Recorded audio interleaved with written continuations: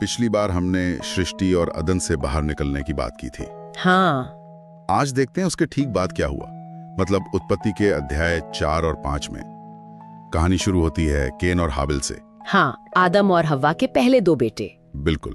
तो बाइबल बताती है 2 बेटे हुए, बड़ा केन जो खेती करता था और छोटा हाबिल वो भेड़ बकरियां चराता था जी। और दोनों भाई परमेश्वर के पास अपनी अपनी भेंट लाए। पर यही कहानी एक मोड़ लेती है।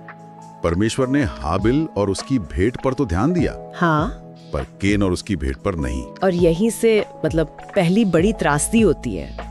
बाइबल के अनुसार केन को बहुत गुस्सा आया, जलन हुई उसे, और अपनी गलती समझने के बजाय उसने क्या किया, अपने ही भाई हाबिल को वो खेत में ले गया और मार डाला।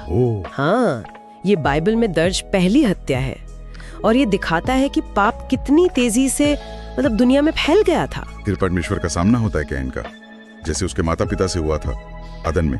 परमेश्वर ने पूछा, तेरा भाई हाबिल कहाँ है? और केन का जवाब, उसने झूठ बोला, सीधा कहा मुझे नहीं मालूम, और ऊपर से सवाल किया, क्या मैं अपने भाई का रखवाला हूँ? क्या रवैया है। और नतीजा, परमेश्वर ने उसे श्राप दिया कि जमीन अब उसे अपनी पूरी उपज नहीं देगी। हाँ, और वो पृथ्वी पर एक भगोड़ा, एक आवारा बनकर फिरेगा। लेकिन यहाँ एक अजीब बात भी है ना? हाँ बिल्कुल, बहुत ही हैरान करने वाली बात कि परमेश्वर ने केन पर एक निशान लगा दिया ताकि कोई उसे मार न डाले। सोचिए, एक हत्यारे की रक्षा।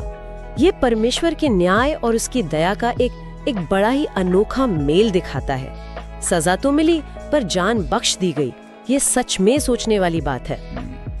इसके बाद बाइबल बताती है कि केन परमेश्वर के सामने से चला गया और नोद नाम की जगह पर रहने लगा। जी, पूर्व की तरफ। हाँ, और वहाँ उसने एक शहर बसाया।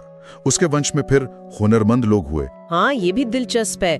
जैसे कोई संगीत के साज बनाने लगा, कोई पीतल और लोहे के औजार गढ़ने लगा।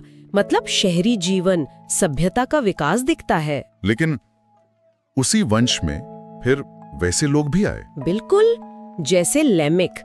वो न सिर्फ हिंसक था बल्कि अपनी हिंसा पर घमंड करता था। उसने तो गीत बनाया इस पर कि कैसे उसने बदला लिया। अच्छा। हाँ, ये दिखाता है कि केन से जो गिरावट शुरू हुई वो कैसे पीढ़ी दर पीढ़ी और बढ़ती गई। हिंसा की एक विरासत सी बन गई। लेकिन फिर कहानी में एक उम्मीद की किरण भी आती है। आदम और हव्वा का एक और बेटा हुआ, शेत। हाँ, शेत।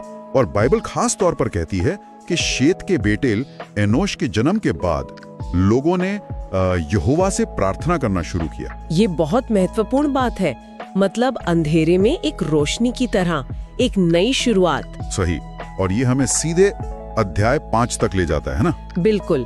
अध्याय 5 जो है वो आदम से लेकर नूह तक की पूरी वंशावली है, पीढ़ी दर पीढ़ी। हाँ, वो लिस्ट जिसमें सबके नाम और कितनी उम्र जिए वो सब लिखा है। पहली नजर में थोड़ी सूखी लग सकती है। हाँ, लगती है, सिर्फ नाम और साल। लेकिन ये बहुत कुछ कहती है। ये दिखाती है कि इंसान आगे बढ़ रहे थे, जीवन चल रहा था। लेकिन हर एक के साथ, लगभग हर एक के साथ एक बात बार बार आती है, और वो मर गया। हाँ, और वो मर गया। ये लाइन बार बार दोहराई जाती है। मृत्यु का साया।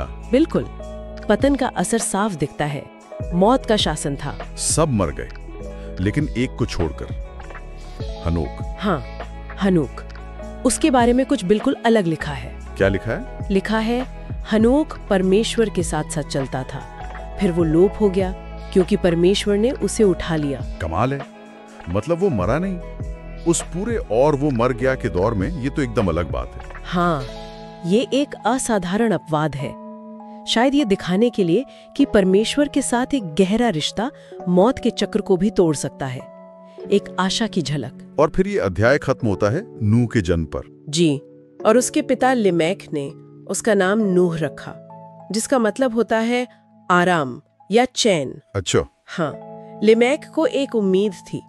उसने कहा कि परमेश्वर के श्राप के कारण जो जमीन पर मेहनत और दुख है, शायद नूह उससे हमें कुछ आराम दिलाएगा। तो एक तरह से नूह के जन्म के साथ एक उम्मीद जुड़ी हुई थी। बिल्कुल, भविष्य की ओर इशारा था। तो अगर हम आज की बात को समेटे, हमने 2 रास्ते देखे। एक केन का वंश जिसमें हुनर था, शहर बने लेकिन हिंसा और घमंड भी था। हाँ, और दूसरा शेत का वंश, जहां से परमेश्वर पर विश्वास और प्रार्थना की एक धारा शुरू हुई। पतन के असर के बावजूद, मतलब उम्मीद पूरी तरह खत्म नहीं हुई थी, एक टिमटिमाहट बाकी थी। सही कहा। ये कहानियां हमें इंसानी स्वभाव की जटिलताओं के बारे में सोचने पर मजबूर करती हैं।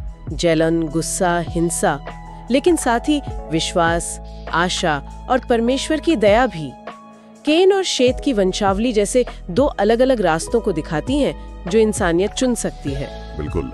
और अगली बार हम इसी कहानी को आगे बढ़ाएंगे, नूह की कहानी में और गहरे उतरेंगे, देखेंगे कि परमेश्वर का न्याय कैसे आया, वो वाचा क्या थी और वो बहुत बड़ी नाव, उसका क्या मामला था। हाँ, वो भी बहुत दिलचस्प कहानी है। तो आज की इस चर्चा के लिए बहुत शुक्रिया।